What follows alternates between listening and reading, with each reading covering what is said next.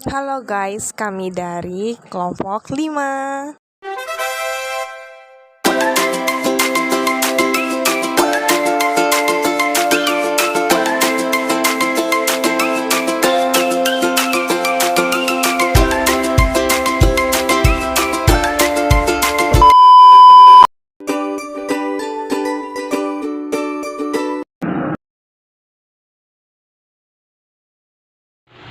Baik Bu, maaf menunggu waktunya Bu. Perkenalkan saya Bu Janjini Lewenski, mahasiswa di Fungsi Pertanian.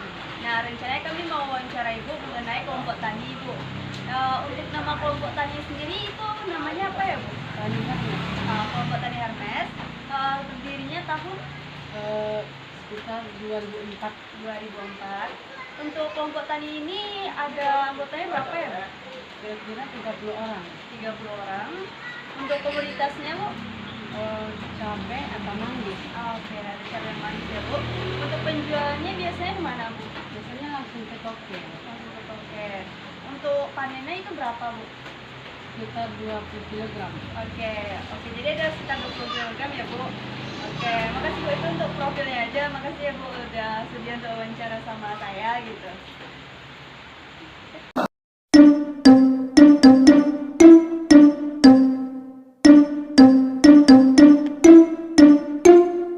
Oke guys, makasih udah datang. Jadi kali ini kita mau rapat mengenai masalah yang kita bahas kemarin bersama dengan petani. Nah, kemarin kita udah wawancara mengenai masalah apa yang dihadapi petani, dan salah satunya itu mengenai umur dari produk pertanian, juga pemasarannya dan juga pengolahan. Nah, dari teman-teman mungkin ada inovasi atau saran yang bisa dikasih ke petani untuk mengembangkan usahanya, mungkin ada pendapat? Mungkin saran dari aku dulu ya. Oke, Miftah. Oke, saran dari aku mungkin dapat mengembangkan saluran pemasaran. Yang kita tahu petani itu langsung menjual ke toke. Mungkin dapat mengembangkan saluran pemasarannya melalui promosi seperti melalui media sosial, e-commerce. Itu sih saran dari aku. Oke, dari teman-teman udah juga dengar pendapat dari Miftah, ada tanggapan?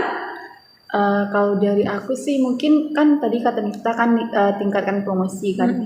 Kalau seperti kita ketahui kan dari petani itu sendiri kan produknya kan berupa cabai mentah dan juga manggis habis petik kan. Nah, kalau itu kan seperti kita ketahui kan karakteristik dari produk pertanian itu kan mudah rusak dan juga butuh penyimpanan gudang kan. Kalau kita gencarkan promosinya itu bagaimana?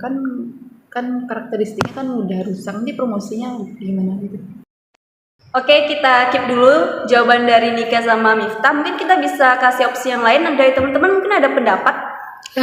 Aku Puja. Oke, Kayla. Bagaimana dengan mengolah produk pertanian tersebut menjadi barang yang lebih bernilai tinggi, seperti kita mengolah cabai tersebut menjadi cabai bubuk dan manggis tersebut menjadi sirup manggis.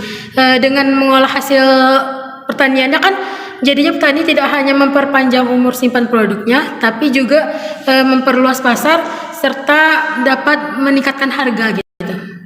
Boleh juga. Dari teman-teman gimana pendapat dari Kayla?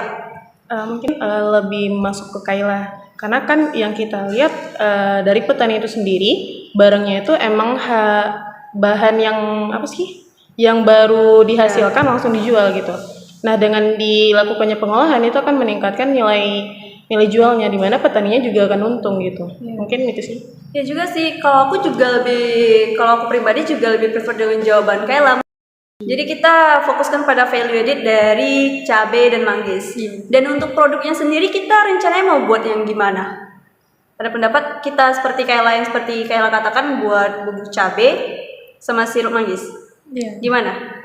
Terus nambah mungkin kayak yang aku bilang tadi ya, jual di media sosial, e-commerce promosinya. gitu, promosinya gitu. Boleh juga sih.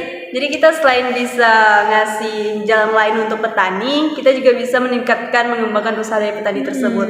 Oke, jadi kita keep ya. Kita akan buat di segi pengolahan, di mana itu akan mengubah cabai dan manggis menjadi bahan olahan seperti bubuk cabai dan sirup manggis. Dan kita akan pasarkan melalui media sosial. Iya. Oke, karena kita udah dapat jawaban dari hasil rapat kita ini, dan semoga hasil rapat ini bisa memberikan inovasi terbaru untuk petani. Oke, terima kasih teman-teman semua sudah menghadiri rapat ini. Aku tutup dulu rapatnya dan terima kasih sudah menghadiri.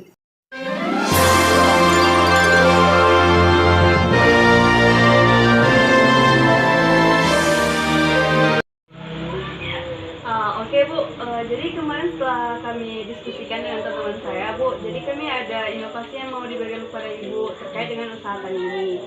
Nah, rencana itu kami ingin memberikan inovasi mengenai pengolahan. Jadi cabai itu yang awalnya mentah, jadi diolah menjadi bubuk cabai gitu, Bu. Jadi selain mentah juga dijual, juga ada bubuk cabai hasil olahan. Bagaimana menurut Ibu? Bagus sih, biar lebih agak luas ya kan pemasarannya, jadi bisa berkembang gitu. Ya. Lalu kalau untuk pengolahannya itu mungkin itu bingung juga dengan pasarnya. Jadi kami juga berencana untuk menggunakan media sosial sebagai pasar gitu, Bu. Nah, jadi nanti kami juga akan membantu Ibu untuk memasarkannya nanti melalui media sosial gitu, Bu. Nggak apa-apa, yang penting cara kita komunikasi untuk biar lebih jelasnya gitu kan, biar lebih luas ada lapangan kerja gitu. Jadi oke, Bu, diterima gitu, Bu. Oke, bangga sih, Bu.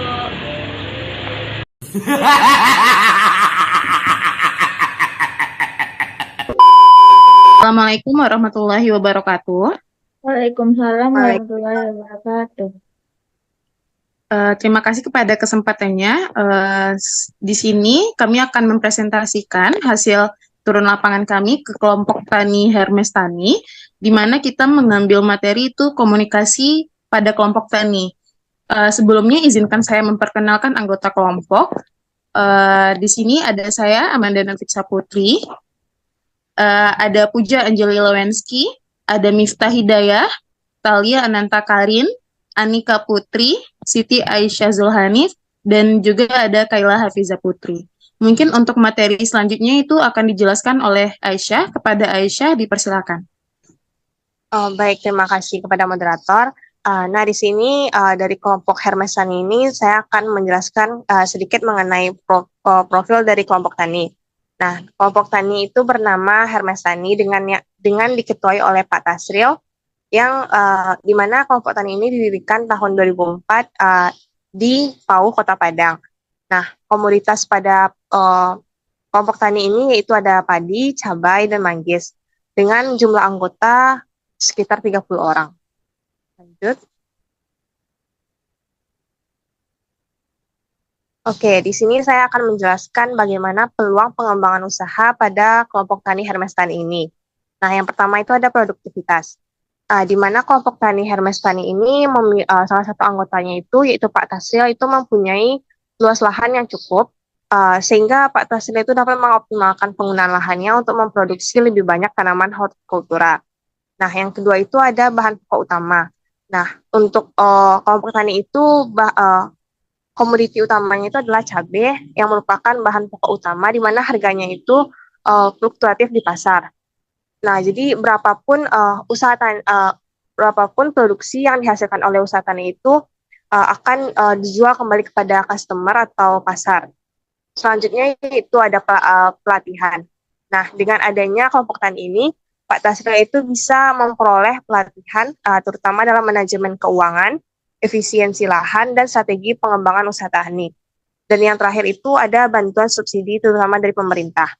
Di mana dengan adanya kelompok tani ini, mereka akan memperoleh subsidi berupa pupuk dan benih dan lainnya itu, sehingga itu dapat menekan biaya produksi untuk produksi tanaman mereka. Oke, lanjut.